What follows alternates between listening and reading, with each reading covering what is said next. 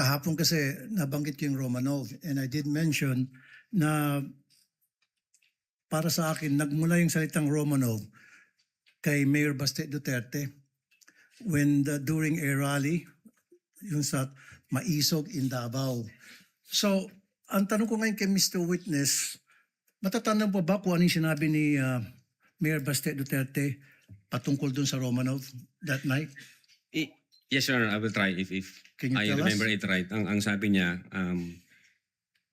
Mr. President, sabi niya, remember what happened to the Romanovs.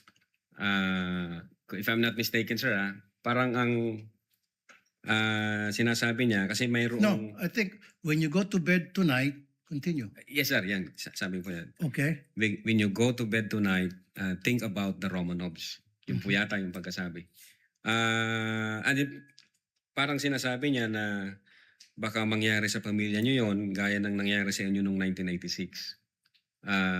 Kung tama yung memory ko, sir. Parang ganun po ang sinasabi ni Mayor Baste.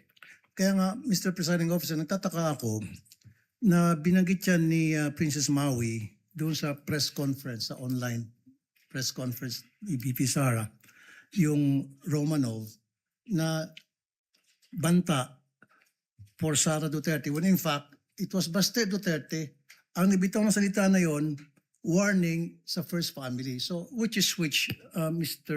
Witness, para sa'yo, saan ba talaga yung Romanov nag-umpisa at sino ba talaga ang dapat mag-ingat doon sa banta na Romanov? Yeah, insofar as our investigation is concerned, since nag-start yan doon kay Mayor Baste, at wala ho kaming ma-validate na ibang Romanov operations na nangyari, I think nag-start yan sa kanila, sir, sa kapatid ng Vice Presidente. Thank you, Mr. Witness. No other questions? Mr. Presiding Officer. Noted, entered into the records, and counsel.